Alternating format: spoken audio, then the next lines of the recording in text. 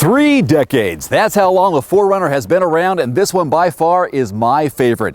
Hello and welcome back to Everyman Driver. I'm Dave Erickson. So glad you're watching.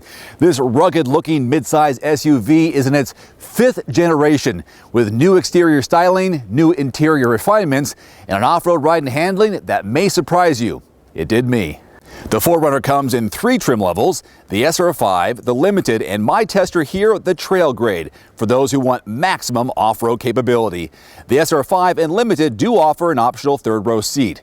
Now before we go under the hood, a few of the exterior styling highlights include a hood scoop, rear privacy glass, fog lamps, over fenders, heated mirrors with turn signal indicators, silver roof rails, projection headlamps, LED taillights, and a tow hitch receiver, just to name a few. Under the hood, all models are equipped with a 4-liter dual overhead cam V6 engine mated to a 5-speed automatic transmission. This kicks out 270 horsepower, 278 pound-feet of torque, and has a maximum towing capacity of 5,000 pounds, so feel free to hook up your small recreational vehicles, boats, and so on. The SR5 and Trail 4x4 models have a 2-speed part-time 4-wheel drive system with neutral position, maximizing fuel efficiency when a 4x4 configuration isn't needed. I really do like this feature. The 4Runner Limited, though, is equipped with a full-time 4-wheel drive system with a locking center differential and a 3-mode center console mounted switch. The estimated fuel economy is 17 miles per gallon in the city and 21 on the highway. This week I've been averaging in mixed drivings, both on the road and off-road, just under 17 miles per gallon.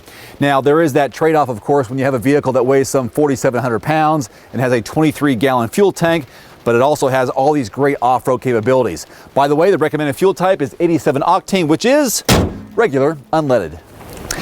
There's really just one way to open the trunk lid of the 2014 4Runner, and that's to do it manually. There is no push button on the inside of my trim level, nor is there a button here on the key fob, but that's fine. You're buying a 4Runner. You got some muscle behind you, right?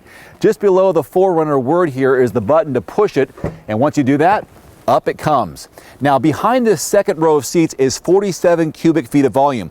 If you were to opt for the 3-row seat version of the 4Runner, you'll have just 9 cubic feet of volume behind that 3rd row. So right here, 47, you fold those down, you increase it to 89 cubic feet of volume, which is a ton of room.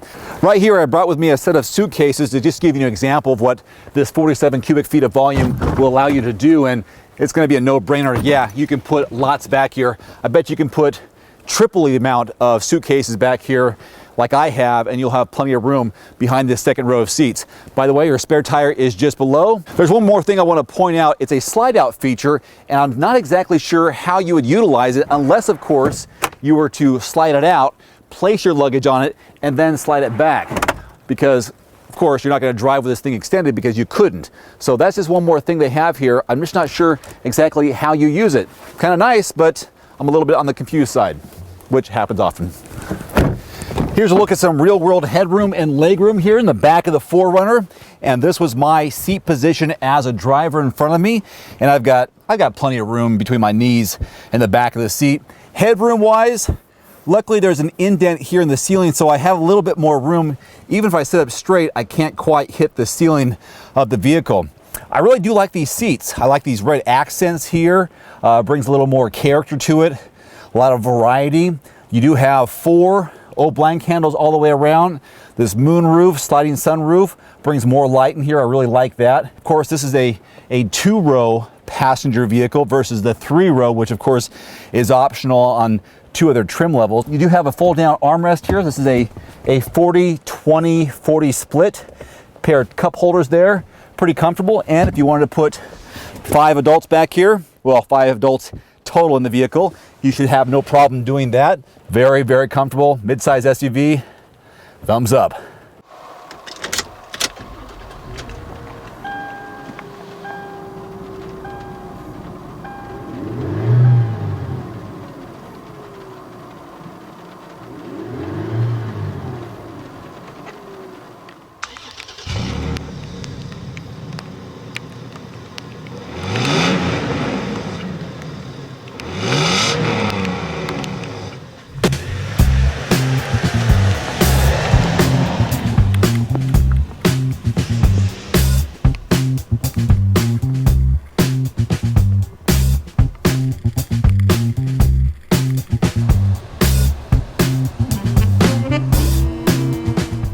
Let's talk some ride and handling now. As much as I like this vehicle, the 4Runner is a bit on the stiff side on the open road. Not terrible, but it could be a little bit better. It's the off-road where this really shines.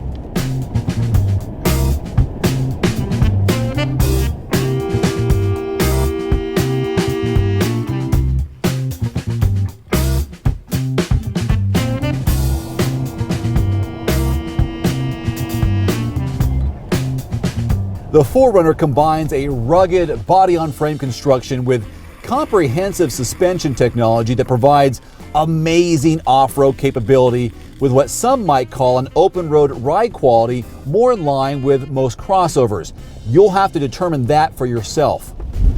Oddly enough, the last vehicle I owned was a 4Runner, a 2005 SR5, and the reason I bought it was because of the winters here that we face in Spokane. It was really smooth on the highway as well, but it saved my butt on more than one occasion during our heavy snowfalls. As far as the ground clearance on my tester, 9.6 inches, which in most cases, I say most cases, is more than enough. You just have to be extra careful. Now, both the SR5 and Trail grades ride on 17-inch alloy wheels with a new wheel design for both, while the Limited continues to ride on 20-inch alloy wheels. A few of the standard features here on the inside include this beautiful 6.1-inch high-res touchscreen with navigation. It also has a backup camera, which I love and I feel should be mandatory on most vehicles just because of the safety factor. It also has a projected path diagram on the screen. You have steering wheel mounted controls and a keyless entry system, just to name a few.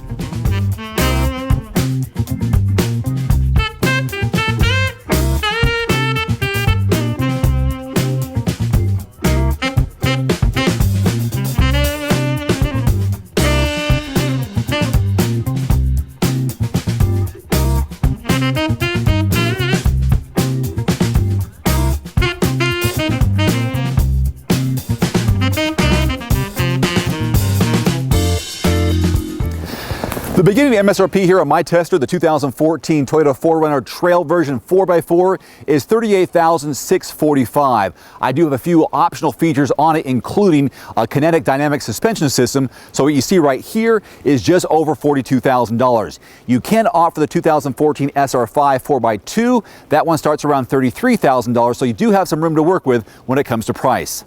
I am certainly a big fan of the 4Runner, especially after my adventurous week with it. If I were to consider a new vehicle, I would be looking at the 4Runner. So on a scale of 1 to 10, I'm going to give it an 8.5, possibly a 9. It is worth a look and a test drive on road and off. Until next time, I'm Dave Erickson with Everyman Driver. Thanks for watching.